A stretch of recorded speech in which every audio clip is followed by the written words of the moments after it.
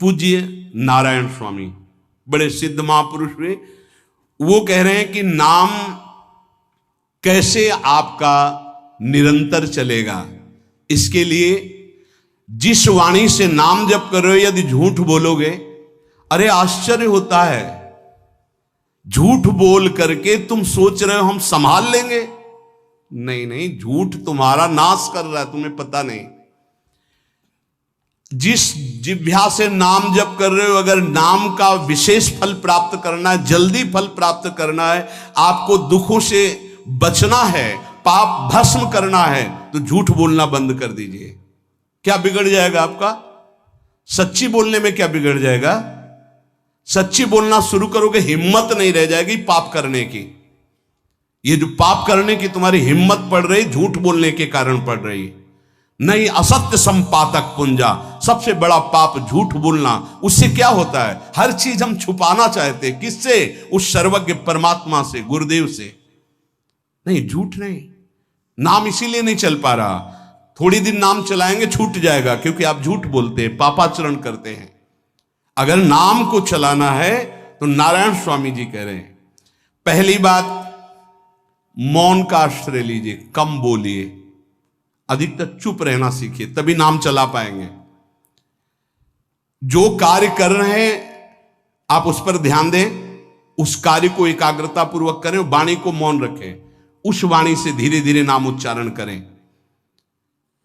कम से कम 24 घंटे में 4 घंटे मौन का तो सबको अभ्यास कर लेना चाहिए। 24 घंटे में 4 घंटे मौन का। तो ऐसे ऐसे बुद्धिमान हो कहेंगे हम 6 घंटे मौन रहते हैं। कब? बोले जब सोते हैं तब। आप 4 घंटे कह रहे हो, हम 6 घंटे मौन रहते हैं। 24 घंटे में हम 6 घंटे मौन रहते हैं, बहुत बुद्धिमान है।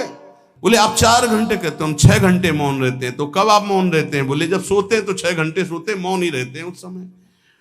मौन जागृत की कह रहा हूं, 4 घंटे का। नारायण स्वामी के बहुत बड़े महापुरुष हुए, तुम 4 घंटे मौन का अभ्यास करो, ऐसा निकालो 2 घंटे, 2-2 घंटे करके 24 घंटे में 4 घंटे मौन। उस समय हम किसी से बात नहीं करेंगे, नाम जप करेंगे।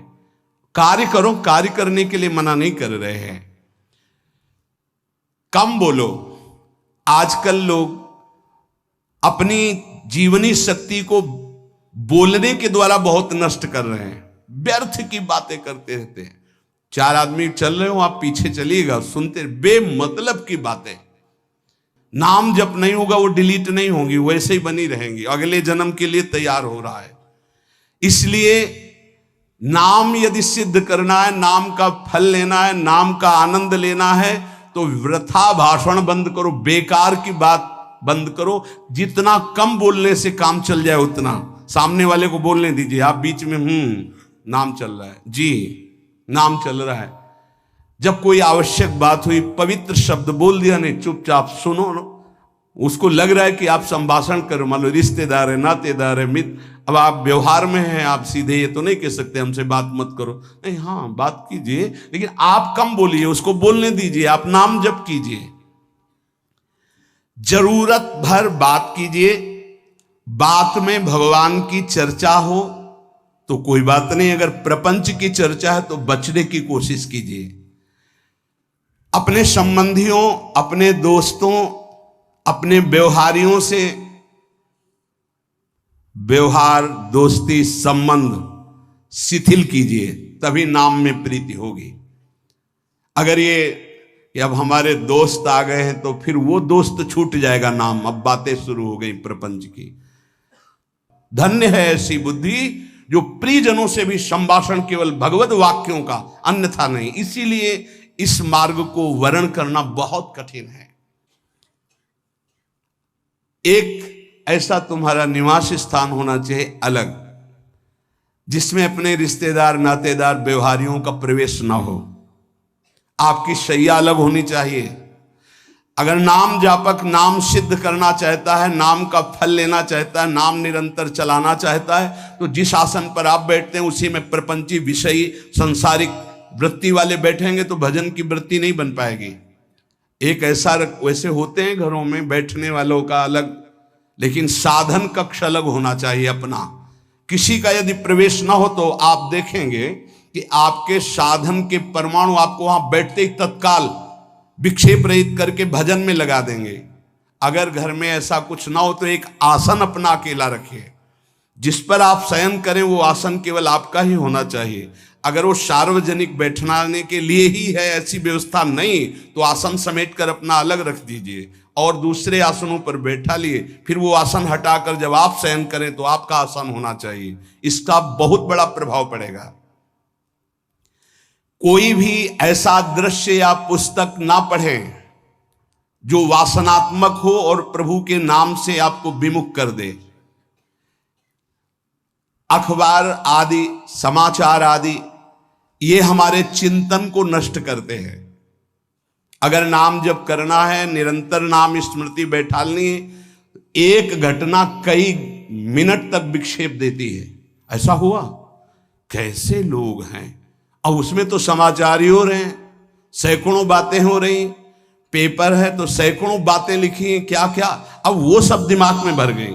इतना व्यसन है किसी किसी को पेपर पढ़ने का, समाचार पत्र पढ़ने का, कि सुबह होते ही वो विरह में रहते हैं कि पेपर आ जाएगा। आया नहीं, और मिला तो ऐसी एकाग्रता से पढ़ते हैं जैसे वेदांत चिंतन करने वाला वेदांत चिंतन। चश्मा लगा, चाय रखी, ठंडी हो रही, उससे मतलब बीच बीच में चाय और चश्मा से और पूरे दिमाग में वही। अब क्या करेगा, जो पढ़ा है उसका चिंतन बनेगा, वही बोला जाएगा। अब जहां चार मिले तो तुम्हें पता है, उत्तर प्रदेश में ये हुआ, मध्य प्रदेश में ये हुआ, चर्चा दिमाग। नाम जापक पूज्य श्री नारायण स्वामी कह रहे, अखबार पढ़ना, दुनिया भर की प्रपंच की जिसमें बातें हैं, ऐसे समाचार, ऐसे टेलीविजन देखना, ये तुम्हारे हृदय में नाम नहीं चलने देंगे, तुम्हारी स्फुरणा को गंदी कर देंगे, बेकार का वक्त खराब होगा।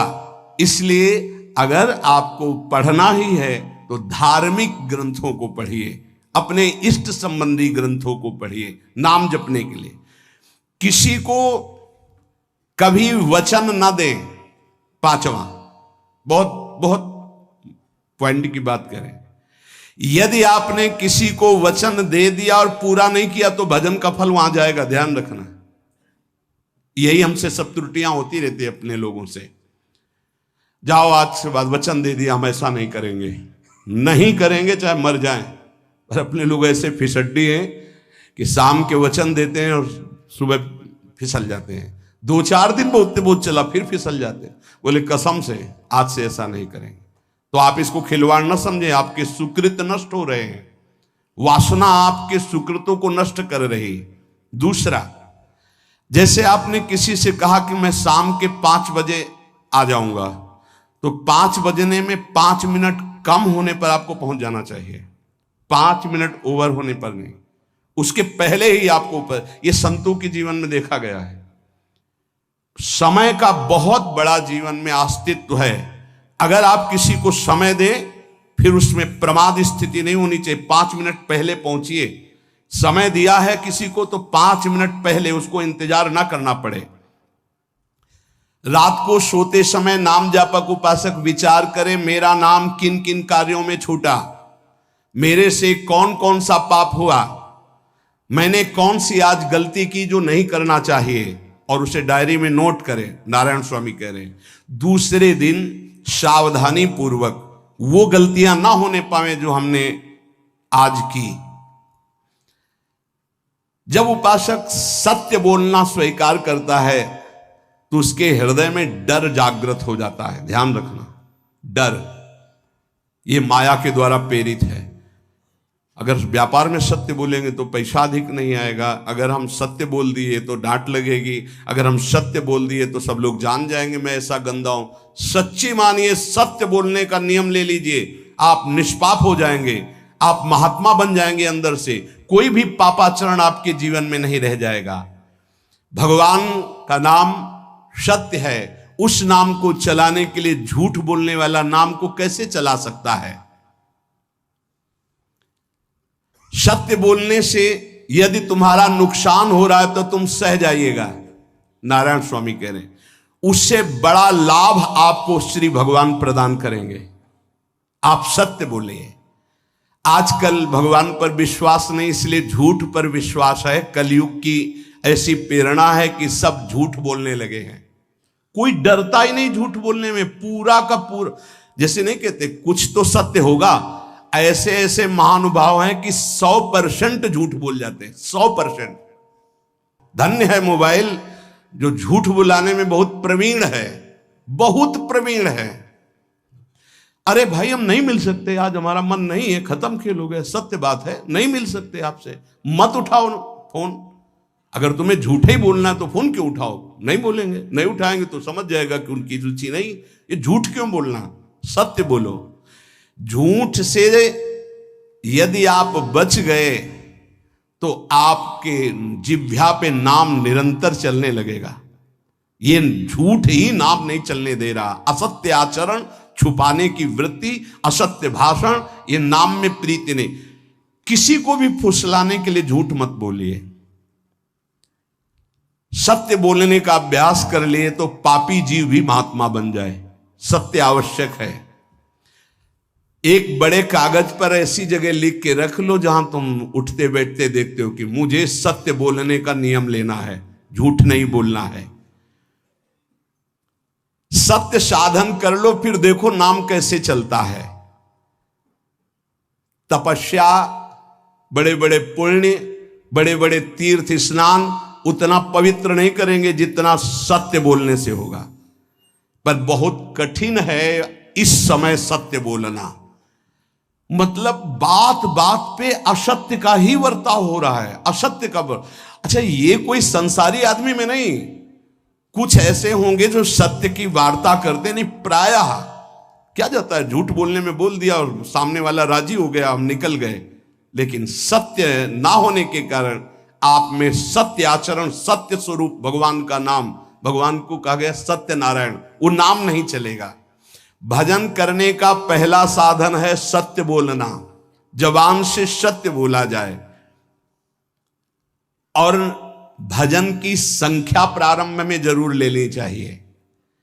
यदि 10 माला का नियम लिया, 20 माला का नियम लिया, तो उसे निर्वाह करो। जैसे यहां शरणागति मंत्र मिलता है तो 11 माला प्रारंभ में दी जाती कि आपको करना ही है, ज्यादा हो जाए वो ठीक, 11 से कम वो कभी जीवन में नहीं। अपने जीवन में गुरु आज्ञा 11 माला तो करनी है, हर समय करना है। पर ये मन थोड़े दिन तो नियम में चलेगा, इसके बाद छोड़ देगा।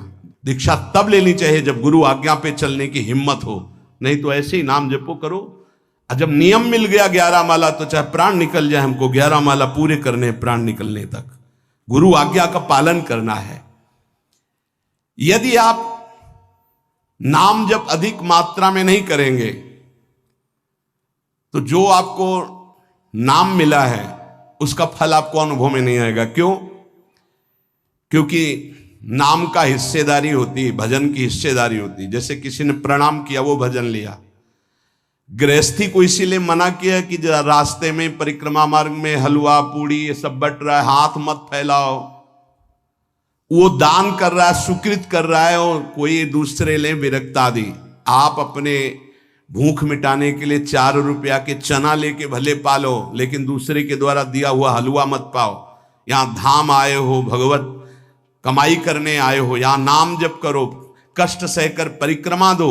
हो सके 4 रुपए की वस्तु लेकर के आप पशु पक्षियों को पवा दो, किसी एक का पेट भर। तुम मत पाओ दूसरे का। तुम चाहो तो उपवास कर सकते हो, या प्राण पोषण के लिए रूखा सूखा थोड़ा खा लो। ये दूसरे के आराम से धाम में हम आए 2-4 दिन खूब खाए पिए नहीं, भागीदारी हो जाएगी तुम्हारे पुण्यों की। वहां ऐसे फ्री नहीं है कुछ।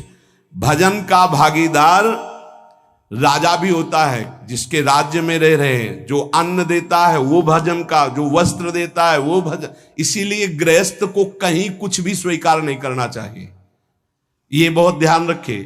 अगर आप कहीं तीर्थ साधु आश्रम कहीं जाते हैं, कोशिश कीजिए कि किसी से सेवा ना ले, और अगर सेवा ले तो उसके अनुसार फिर अर्थ दे दें। अगर आपने वहां भोजन पाया, पानी पाया, तो उसके अनुसार सोच ले कि अगर हम इतना खरीदते तो कितने का मिलता, वो दे दिया तो आपका भजन बच गया। कभी आपको कोई प्रणाम नमस्कार करे, तत्काल बराबर प्रणाम करो। किसी को अपना भजन का हिस्सेदारी नहीं, सबका मंगल हो। ये भजन जितना बढ़ेगा तो आपको भगवदाकार कर देगा। दिन रात 24 घंटे में 21,600 श्वास चलती है। 21,600 श्वास में 6 घंटा तो सोने के चले जाते, उसमें तो चेतना नहीं रहती। अब हमको अगर 21,600 नाम हमको जपने को मिल जाए तो हमारी हर श्वास सार्थक हो जाए। जो हम 5-6 घंटा सोते हैं उसमें जिनका अभ्यास है तो बात अलग है, नहीं तो वो व्यर्थ जाती है। तो हमें एक श्वास में कई नाम जपने का अभ्यास करना चाहिए, जिससे 200 माला फेरने पर ये 21,600 श्वासों की गणना पूरी होती है। अगर हम 200 माला का नियम ले तो इतना हो सकता है। तो हमें लगता है अगर हर समय माला नहीं ले सकते तो श्वास वाली माला बहुत अच्छी रहती है। श्वास में 4 बार खींचो, 4 बार नाम लेते हुए छोड़ो। दूसरा साधन, एक छोटी माला ले ले, जो आजकल तो काउंटर चला है। काउंटर में ज्यादा सुविधा संसार के क्रियाओं में रहने वालों को होती कि क्या अपनी जेब में डाल लिया। तीसरा साधन वो बहुत कठिन है, मन की वृत्ति से नाम जप करना। माला, श्वास और मन की वृत्ति, उसमें श्वास की भी गणना का ध्यान नहीं रहता, उसमें केवल चिंतन होता है, चल रहा है। पर ये आखिरी स्थिति होती, इसी के बाद वो परिपक्व अवस्था होता है। जिह्वा से धीरे धीरे नाम उच्चारण करते हुए ये पहला अभ्यास है। प्रारंभिक को एकदम मानसिक में नहीं पहुंचने की चेष्टा करनी चाहिए, 2-4 नाम के बाद मन प्रपंच में फंसा देगा। दूसरा अभ्यास कंठ से में, जैसे हम जिह्वा से राधा वल्लभ श्री राधा वल्लभ श्री राधा वल्लभ श्री, इसे वाचिक जप कहते हैं। मंत्र नहीं होगा, ऐसे नाम होगा। फिर उपांश ऐसे, फिर कंठ से चलता है, फिर हृदय से चलने लगता है, फिर नाभि से चलता है। जिसका नाभि से चलने लगता है उसका परावाणी के द्वारा भजन, वो सिद्ध पुरुष कहा जाता है। 4 वाणी, परा, पश्यंती, मध्यमा, वैखरी। वैखरी जो बोल रहे हैं, जो कंठ से, फिर हृदय से पश्यंती, परा नाभि से, मूलाधार केंद्र से लेकर के संपूर्ण ब्रह्मांड में इसमें नाम गूंज रहा है, वो सिद्ध पुरुष का होता है। पहला अभ्यास जिह्वा हिला करके शुरू करे, राधा राधा राधा राधा। फिर कंठ से, कभी हमारे सदगुरुदेव भगवान को देखना, अगर कोई आ गया और बातचीत का हुआ तो यहां से तत्काल चलता दिखाई देता है ना, कंठ ऐसे ऐसे हिलने लगता है कंठ। अगर शांत बैठे तो फिर नहीं दिखाई देता। अगर कोई है आसपास तो इतनी तीव्रता लगन होती कि कहीं छूट ना जाए नाम। कंठ से विशिष्ट अभ्यासी का, फिर हृदय से परिपक्व अभ्यासी का, और नाभि से सिद्ध महापुरुष का, परावाणी से चलता है। अगर 1 वर्ष तक जिह्वा से अभ्यास किया जाए, ये मैंने किया है, नारायण स्वामी कहते हैं, तो दूसरे वर्ष में कंठ से प्रारंभ हो जाता है।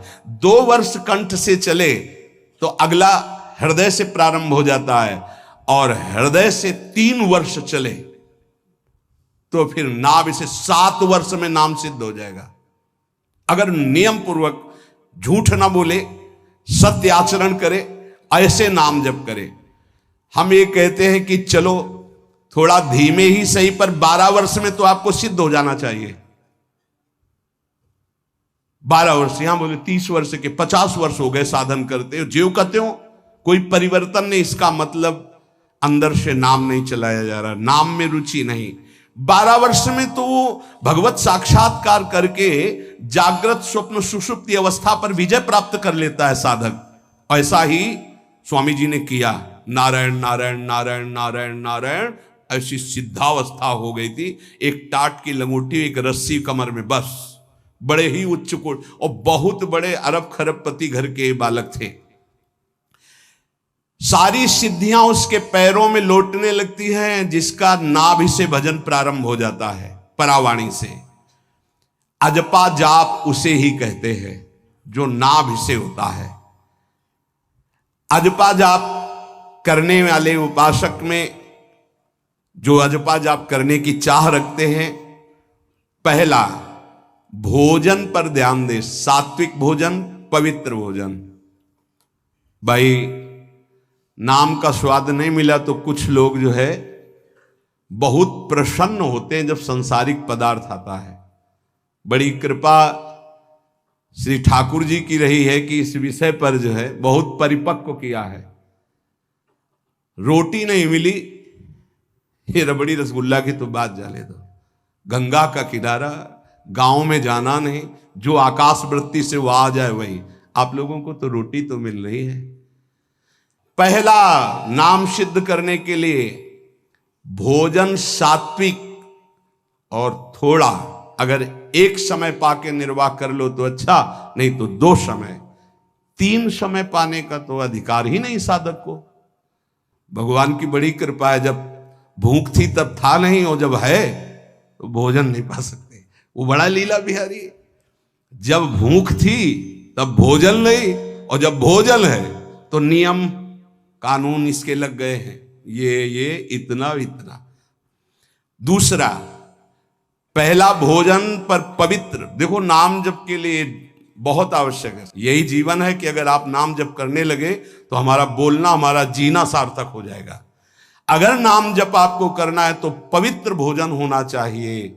2 टाइम भोजन पाना है तो थोड़ा थोड़ा पाओ, पेट ना भरने पाए, ऐसा ना लगने की वजन बढ़ गया है।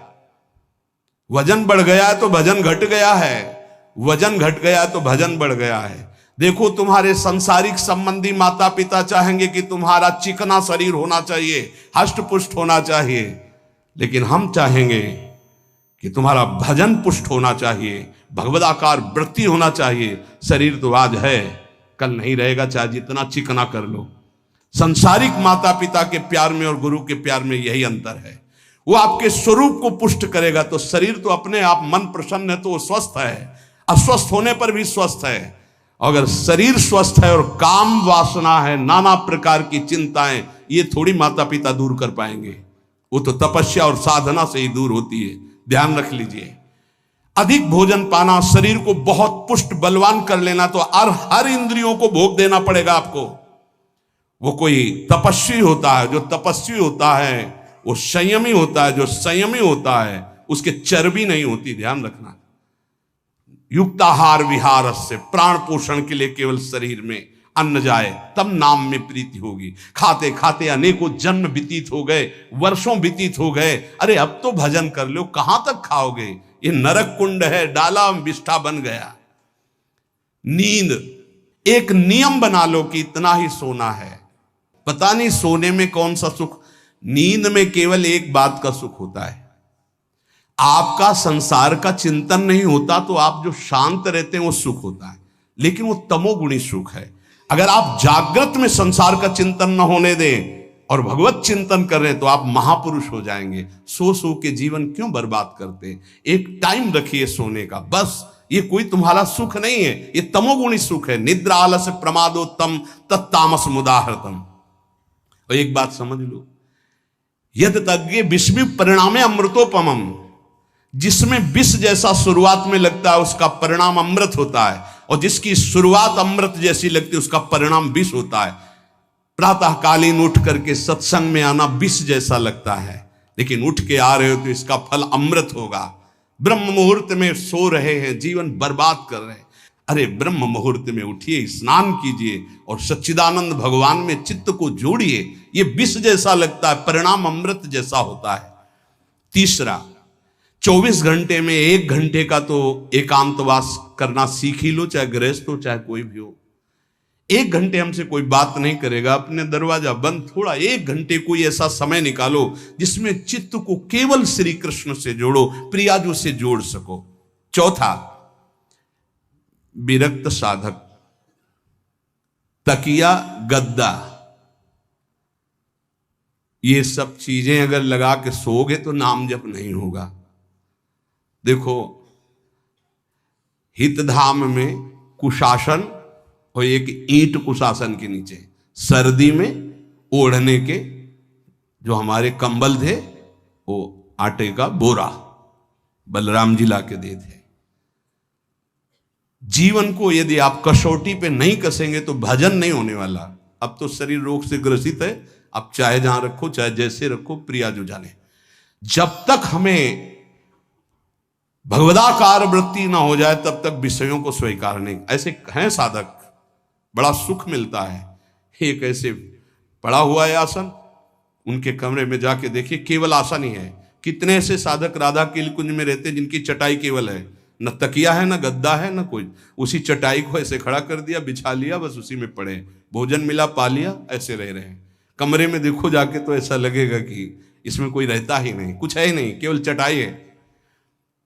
तकिया गद्दा विशेष विलासिता की वस्तुएं तो नाम जप नहीं होने वाला, ध्यान रखना। जहां पड़े आराम से नींद आ जाएगी, सो जाएंगे, और जब तो नींद उतनी आएगी जितनी आवश्यकता है। भजन का खजाना तिजोरी में रखें, कभी किसी से बताएं नहीं कि आपका भजन कितने माला कितना होता है। पूज्य नारायण स्वामी जी कह रहे हैं, भजन को खजाने में रखने का मतलब है लूटने वाले डाकू माया भेजती है, काम क्रोध लोभ मोह मद मत्सर आदि, और प्रिय गृहस्थ भगत आदि। कैसे प्रिय गृहस्थ? स्वामी जी अब ये सब आप ही कहा है, बहुत बीमार है, आप देखना। ठीक है, दूसरे की दुख निवृत्ति करना संत का स्वभाव होता है, पर हम जिस मार्ग के पथिक हैं, हमारा कर्तव्य है। हमारे पास हमारे प्रभु के सिवा कोई नहीं, हमारा जो कुछ है वो प्रभु हैं। ए भैया, जैसा श्री जी चाहेंगे वही सब मंगल करेंगे, ये शब्द होना चाहिए। उससे उसका भी मंगल होगा, आपकी भक्ति पुष्ट होगी। कभी भी जो गृहस्थ में भजन करता है, किसी भी तरह का किसी से भी कोई प्रतिग्रह ना ले। नहीं ले लो, ये लो ही बढ़िया है, रख लो। नहीं महाराज, हमारा ये मार्किन का गमछा ही काफी है हमारे लिए। नहीं नहीं नहीं, ये प्रसाद पाल, हाँ इतना किनका दे दीजिए, भगवत प्रसाद है, ये हमारे लिए पर्याप्त। गृहस्थी में अगर आप भजन करते हैं तो अपने भजन को बचाने के लिए किसी से भी दान पुण्य, किसी का भी बट रहा है वो स्वीकार न करें, किसी से प्रणाम नमस्कार, किसी से अपनी सुविधा सेवा स्वीकार न करें। और जो विरक्त है उसको ध्यान रखना चाहिए कि हमारा जीवन केवल जगत मंगल के लिए विश्वेश्वर भगवान को समर्पित जीवन है। ना हम किसी को शाप दे सकते हैं, ना किसी को वरदान दे सकते हैं। सेवक स्वामी की इच्छा को देखता है, ऐसा ऐसा, हाँ प्रियाजू की जैसी इच्छा होगी वैसा। नहीं, आप ऐसा नहीं, प्रियाजू का बस जबान से कभी ना किसी के प्रति शाप का, और ना हरिराम व्यास जी ने कहा है कि शाप और वरदान हमारे स्वामी की, तो हमें हर बार में यही बोलना है, जैसी प्रियाजू की इच्छा, जैसी श्यामाजू की इच्छा। नहीं, आप कुछ कह दीजिए तो राधा राधा राधा, नहीं कैसे मंगल होगा, आशीर्वाद दीजिए राधा राधा राधा, बहुत संभाल के। महात्माओं को इस बात में सावधान रखना चाहिए कि ये माया ममता का रूप धारण करके तुम्हारी तिजोरी को खाली कर देगी। खजाना लूटने के लिए माया बहुत अनुभवी महापुरुष है, सेवक के रूप में आती है, खास सेवक बनकर। आज तक जहां दगा हुआ है तो खास से हुआ है। जब वृक्ष कटने लगे तो आपस में बात की, भाई ऐसा कौन आ गया जो हमें काट सकता है? बोले हमारा कोई मिल गया। तो कुल्हाड़ में जो बेट है ना, बोले मिल गया कोई हमारा। खास बन करके आती है माया, सेवक सेविका रूप लेके। बहुत अनुभव की बात महापुरुषों की, मान लीजिए विरक्त जनों के लिए खास बात है। सेवक सेविका रूप रख करके माया आएगी। इसके बाद अगर आपने स्वीकार किया, फिर तुम सेवक होगे, वो स्वामी होगी। समझ रहे हो? बहुत अंदर से इस बात को समझ लीजिए।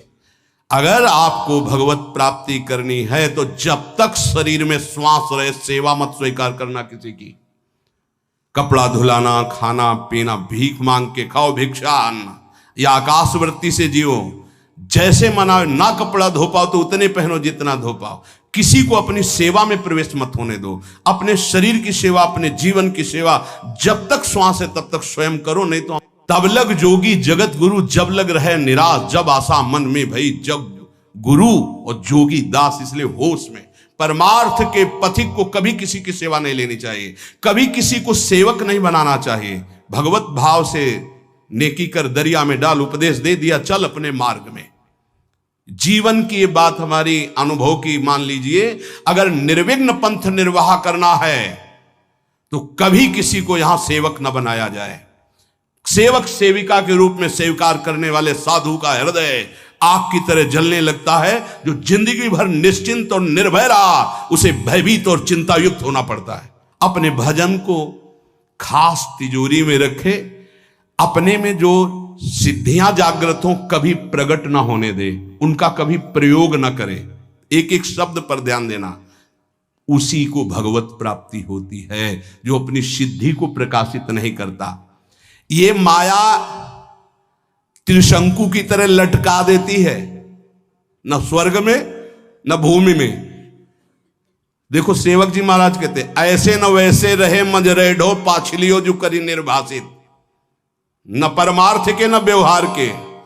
ये गांठ बांध लो, हाथ जोड़ के कह रहा हूं, सेवा के भाव से माया प्रवेश करती है और स्वामी भाव को रौंद करके सेवक बना लेती है। फिर जैसा चाहती वैसा नाच नचाती है, कोई भी हो। इसलिए होश में यदि भगवत मार्ग में चले हो तो कष्ट सहो, शरीर की स्वयं सेवा करो। सौभाग्य मत मनाओ कि कोई तुम्हारी सेवा कर रहा है, दुर्भाग्य है जो तुम सेवा ले रहे हो। हाँ, अब शरीर इस काबिल नहीं तो श्री जी जैसा जाने वैसा। जब तक पानी उठा के पीने लायक हो तो किसी से पानी मत मांगना, किसी को अपना मत बना लेना। जब तक भगवत साक्षात्कार ना हो किसी को शिष्यत्व में मत स्वीकार कर लेना, नहीं तो बात समझ लेना, आगे खुद आपको समझ में आ जाएगा। किसी भी तरह से अपनी तिजोरी को ना खुलने देना तो भगवत साक्षात्कार हो जाएगा। बोले नहीं हमारा तो परहित की भावना और प्रचार करना है, तो है क्या तुम्हारे पास प्रचार करने के लिए? परहित की भावना के लिए है क्या तुम्हारे पास? जब तक सर्वत्र श्री कृष्ण का अनुभव नहीं हो जाता तब तक उसमें कोई सामर्थ्य नहीं होती। और जब सर्वत्र वासुदेव का अनुभव करता है तो उद्धार किसका करना है? विचार करके देख लीजिए। फिर वो स्वांता सुखाए तुलसी रघुनाथ गाथा। इसलिए भजन के खजाने को बचा के रखो। रूखा सूखा टुकड़ा खा करके गंगा जल यमुना जल का आचमन करके जीना सीखो। अच्छे अच्छे पदार्थ सामने होने पर वही पदार्थ स्वीकार करो जिससे तुम्हारी जिह्वा रुचि ना कर पावे। ये दुष्ट है, इस दुष्ट को दंड दो। नारायण स्वामी जी ने कहा है, आगे हमने कल चिंतन में पढ़ा था, कह रहे हैं कि हमने इसको कैसे वश में किया। जहां गरम जलेबी बनती थी वहां खड़े हो जाते थे, कहते देखो कितनी बड़ी हाल है, नहीं मिलेगी तुझे, चलो। पूरी बाजार में घुमाते थे और कहीं भी इसको नहीं। और अगर संयोग वश साथ मिल जाती थी तो गंगा जल में फेंक देते थे। हरिद्वार में नारायण स्वामी जी गंगा जल में फेंक देते। हाँ बहुत बढ़िया बीठी, ये ले। अपने हृदय को पावन रखने के लिए इसी जन्म में भगवत प्राप्ति के लिए आहार को सुधारा जाए और निरंतर नाम जपने का अभ्यास किया जाए। ये देह पिंड चाहे पुरुष शरीर हो चाहे स्त्री शरीर हो, कोई खास बात नहीं इसमें। इसमें खास बात है भगवान की प्राप्ति कर लेना। खास बात है तुम्हारा चिंतन दिव्य हो जाना। खास बात है इस शरीर से सबकी सेवा बन जाए। माता पिता भाई बंधु परिवार समाज राष्ट्र धर्म भगवान सबकी सेवा बन जाए तो ये शरीर सार्थक हुआ। नहीं क्या मांस का पिंड है, रक्त संचरित नसनाड़ियां हड्डी त्वचा और इसमें जो डालो मलमूत्र बन गया। जितने द्वार हैं उनका सबको परिचय है ही है। कौन से सुख के लिए परस्पर शरीर में आकर्षण होता है? सच्चिदानंद सुख की लालसा वाला शारीरिक सुख के भोग में यदि अनेक जीवन व्यतीत करने के बाद ये भी जीवन व्यतीत कर दिया तो हाथ क्या लगेगा? इतना जीवन व्यतीत कर दिया, क्या हाथ लगा? बहुत विवेक विचार की जरूरत है। धर्मयुक्त काम भगवान ने अपना स्वरूप बताया है सृष्टि संचालन के लिए। यदि विवाह पाणिग्रहण संस्कार करके संतानोत्पत्ति के लिए विधान किया गया है तो वो धर्मयुक्त काम है, व्यभिचार वहां भी नहीं, धर्मयुक्त काम। अन्यथा धर्म विरुद्ध यदि काम का सेवन किया जाए तो घोर पापाचरण बनने लगता है और मलिनता पे मलिनता होती चली जाती है। स्त्री रूपा मेध्य पिंडे मुंह रमृत धिया, हमारी बुद्धि इतनी मलिन हो गई है कि मलमूत्र के द्वार को अमृत पान का स्वरूप समझते हैं। कितनी निकृष्ट बुद्धि है। इन शरीरों पे है क्या? ऊपर के द्वार देखो, आंख से कीचड़ निकले, नाक से कितनी खखार के थूको, वमन करके देखो। नीचे के द्वार तो दुर्गंध युक्त मलमूत्र के ही हैं। किन भोगों में तुम अमृत पान करना चाहते हो? स्त्री रूपा मेध्य पिंडे मुहु रमृत धिया नित्य लोलुभ्यमानम, नित्य तुम लुभायमान हो रहे हो कि अगर ये शरीर भोगने को मिल जाए, ये शरीर मिल जाए तो हमारा जीवन धन्य हो जाए। नित्य लोलुभ्यमानम है क्या? थोड़ा विवेक से विचार करके देखो। धर्मयुक्त संतानोत्पत्ति के लिए भगवान ने आदेश किया है। मनमुखी चाल चल करके मनोरंजन करने के लिए ये नहीं बना हुआ है। फंसते चले जाओगे, अमृत की लालसा से मृत होते चले जाओगे। तुम्हारे विचार मृत, तुम्हारे आचरण मृत, तुम्हारा शरीर मृत, तुम्हारी चेष्टा मृत, क्योंकि मृत लोक में हो। इसका नाम मृत्यु लोक है और खोज रहे हो अमृत। चक्षुर्न क्षुद्र जीवैरपि विहितो, ये नेत्र मिथ्या रूप में लुभायमान हो रहे हैं। चमड़ी ऊपर से गोरी पीली जैसी भी, उसी में हम आसक्त हो रहे हैं। इतने आसक्त हो रहे हैं। परसों एक नवयुवक भाई प्रश्न एकांतिक में कह रहे, जिया नहीं जा रहा, हमको हमारी मित्र ने धोखा दे दिया और हालत भी ऐसी थी कि करुणा लग रही थी कि कृपा करें प्रभु और इनकी बुद्धि को इस दलदल से निकालें। वो जीवन से हारा हुआ व्यक्ति बैठा हुआ है केवल एक बात में कि उसको उसके किसी मित्र ने, मतलब स्त्री शरीर ने उसको धोखा दे के दूसरे से ब्याह कर लिया। धोखा दे के मतलब मन की गति है, इसमें धोखा और सही का क्षेत्र नहीं है। ये तो विचरण करता रहता है, आज ये आज ये आज ये। इसका कोई बिरला इसकी इस गति को रोक दे, वही साधना परायण साधक कहा जाता है। पर ऐसा नहीं होता है। जहां तुमसे बढ़कर कोई मिला तो वहां दृष्टि उसकी जम जाएगी, तुम्हें छोड़ देगा। संसार का खेल यही है। तुम्हारा प्यार अगर सही ठिकाने पे पहुंच जाए तो सार्थक हो जाए। वो प्यार मूर्ति प्रेम के खिलौना दो खेलत हैं प्रेम खेल, प्रियालाल, इनसे प्रेम हो जाए तो निहाल हो जाओगे। पर इनसे प्रेम करने के लिए कठिनता है। पहले सर्वत्र से राग हटावे तो इनसे प्रेम होता है, अन्यथा नहीं। सर्वत्र की ममता बटोर कर इनके चरणों में तब प्रेम होता है। बोले नेत्र दूषित हो गए बस यही देखते हुए। यही दुर्दशा है जीव की। सामने भगवान हैं चराचर जगत के हृदय में, उनको कोई नहीं देखना चाहता और बाहरी केवल चमड़े को देख करके हम आकर्षित हो रहे हैं। ये चमड़ी ज्यादा दिन नहीं टिकेगी, जिसकी तुम देख रहे हो उसकी और तुम्हारी भी। ये नष्ट होने वाली है। इन्हीं को शासन में साधक रखता है। नेत्रेंद्री हम जहां चाहें वहीं जाएगी, अन्यथा नहीं जाएगी। अभ्यास कीजिए नाम जप के द्वारा। ऐसे थोड़ी कि बात कर रहे हो किसी संत से भगवत चर्चा और तुम्हारी दृष्टि जा रही बार बार, और इतनी हिम्मत तुम्हारी कि भगवत भाव के वातावरण में तुम्हारी अशुद्ध वृत्ति उधर देखने की कोशिश कर रही। क्या देख रहे हो? चुप हो, एकदम शांत।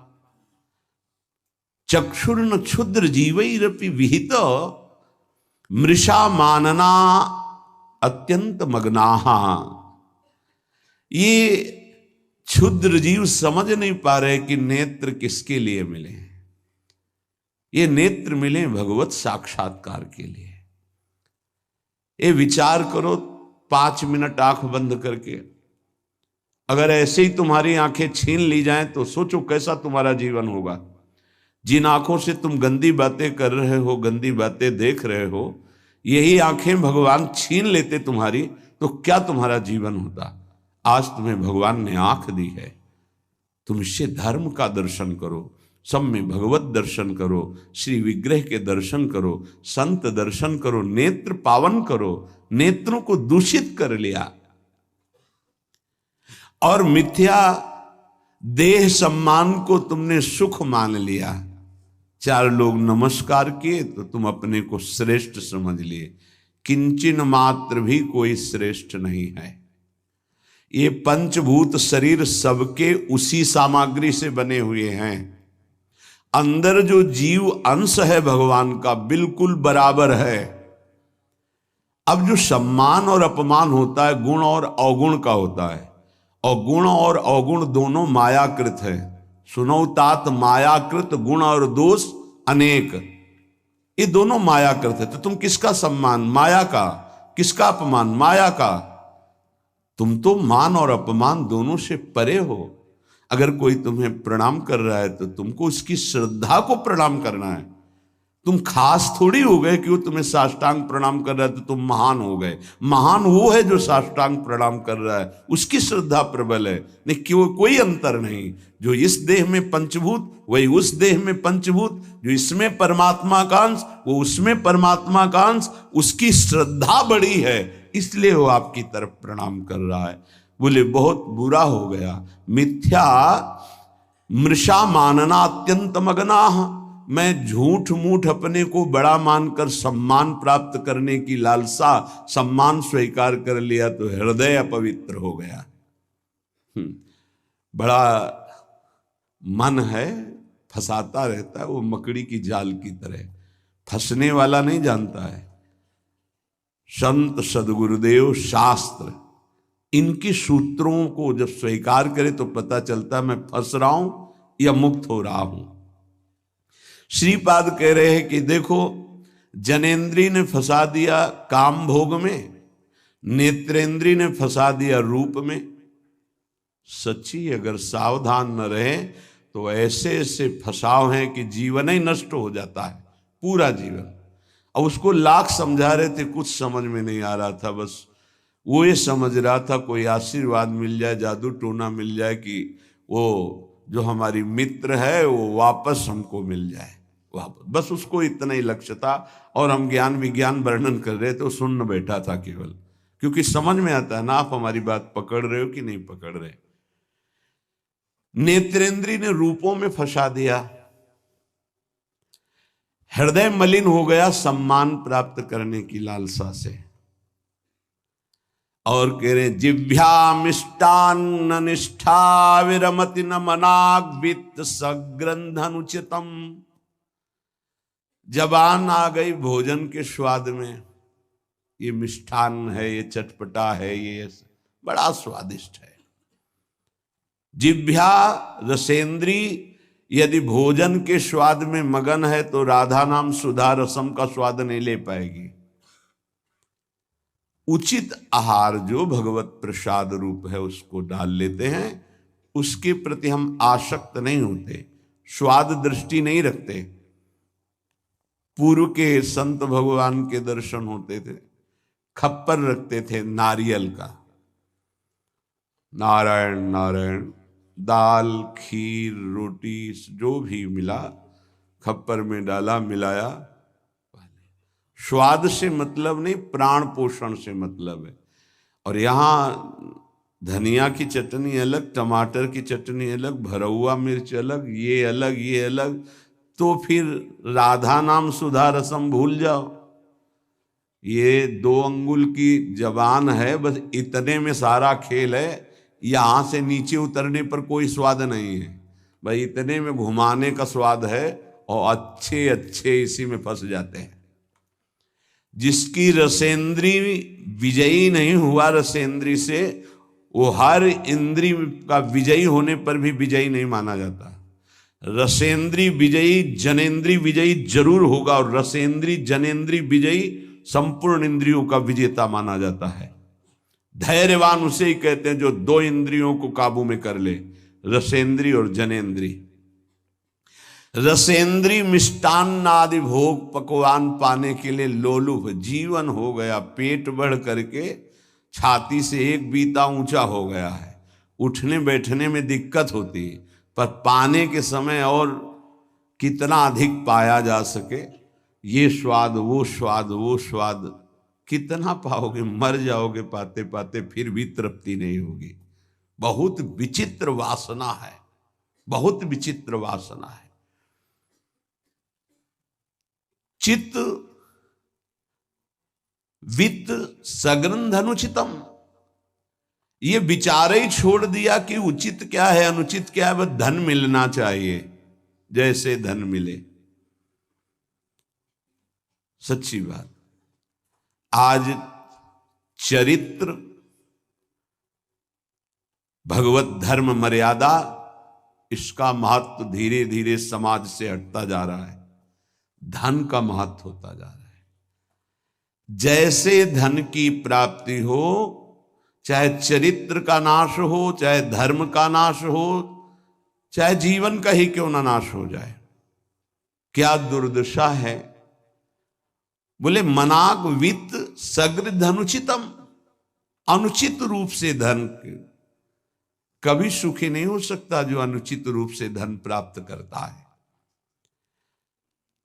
हा वृंदारण्य कान्या भवति मम गतिश्चेदहम त्वत्स्थितोपि, मेरी क्या गति होगी जब मेरी इंद्रियां और मेरा मन ऐसा है। मैं आपका आश्रय लेता हूं, आपका वास स्वीकार करता हूं। मैं समझ गया कि मेरे से अब कुछ नहीं होने वाला, मेरी अनन्य गति आप हो। हे वृंदावन, आप मेरा सुधार कर दो। अब मैं कहीं किसी की ओर नहीं देख सकता, सिर्फ आपका आश्रय लिए हूं। भाव ये है कि हम सब तरह से हीन हैं, हर इंद्रियां हम पर विजय प्राप्त किए हुए हैं। उल्टा, इंद्रियों पर हमें विजय प्राप्त करना चाहिए, इंद्रियां हम पर विजयी हो गई हैं। अब हम कैसे मुक्त हो, तो बोले धाम का आश्रय ले लो। बड़ा महत्व है। धाम कृपा करके आपको सत्संग प्रदान करेगा। यदि आप सत्संग के अनुसार सुलझ के चल पावे तो क्या होता है, जन्म जन्मांतर से मलिन बुद्धि होती है और बहुत भागती है बुद्धि। जैसे जंगली नील गाय देखा हो, गर्दन उठाई भागती चली जा रही, ऐसे ये भागती बुद्धि। अगर इसको कोई रोक सकता है तो गांव में एक लंगड़ बांधा जाता था। लंगड़ समझते हैं? 2 टांगों के बीच में एक मोटा सा लकड़ी का। अब वो भाग नहीं पाएगी ऐसे। गुरु कृपा, गुरु आदेश, गुरु शासन, ये बुद्धि के ऊपर लंगड़ का काम करता है। तुम्हें पता ही नहीं गुरु के हृदय में अनंत माताओं जैसा प्यार होता है। जैसे भगवान गाली देने वाले को भी परम पद देते हैं, उन्हीं के दास हैं वो। किसी का अमंगल संत के द्वारा, गुरुदेव के द्वारा नहीं। आपका विचार, आपकी सोच आपको अमंगल के रास्ते पे खड़ा करके और ऐसा धक्का देगी कि शायद है फिर बचा पाने की स्थिति न रह जाए। सगर के जो पुत्र 60,000 थे, भगवान कपिल देव जी का अपराध कर दिया। आश्रम को विध्वंस करने लगे। घोड़ा वहीं बंधा हुआ था, किसी ने बांध दिया था, उनको पता भी नहीं था। उनको लगा कि इन्होंने ही ऐसा किया होगा, हमारा विश्व विजेता घोड़ा इन्होंने पकड़ लिया। बड़ा उपद्रव किया। कपिल भगवान ने कोई शाप नहीं दिया, उनकी तपोशक्ति ने उनको नष्ट कर दिया, भस्म कर दिया। जिनके उद्धार के लिए उन्हीं के वंशजों में क्रमशः आराधनाएं हुई, फिर पर सिद्ध कर पाए भगीरथ जी और भगवती गंगा को लाए और अपने पुरखों का उद्धार किया। जो थोड़ा भी अपनी बुद्धि को तुम भगवत मार्ग से विमुख करोगे, वो आपको फंसाने के सिवा और कोई मार्ग नहीं बता सकती। यहां समिटना है, अपने अस्तित्व को मिटा देना है, प्रभु के चरणों में पूर्ण आश्रित हो जाना है और जीवन मुक्त हो जाना है। ये रास्ता है। यदि हम भगवत मार्ग के पथिक हो करके थोड़ा भी अपने मन के अनुसार चलेंगे तो मार्ग बदल जाएगा। गुरु आज्ञा तज करहि जे बान, यह अधर्म यह सब हानि, कान न रसिकन मेरा है। पर जैसे जंगली नील गाय होती है ना, उसको ऊपर कोई शासन बर्दाश्त नहीं। वो जब दलदल में फंसती है तब उसकी चाल रुकती है, अन्यथा नहीं। तो माया प्रपंच का दलदल जब ऐसी बुद्धि वालों को रोकता है, तब उनको याद आता है कि क्या मैं कहीं गलत मार्ग पर चल पड़ा क्या। पर जब तक फंसता नहीं तब तक उसे पता ले चल। माया ऐसी बचाव पक्ष से उसको ले जाती कि इतनी दूर पहले ले जाऊं कि ये लौट ही न सके, तब बात बनेगी।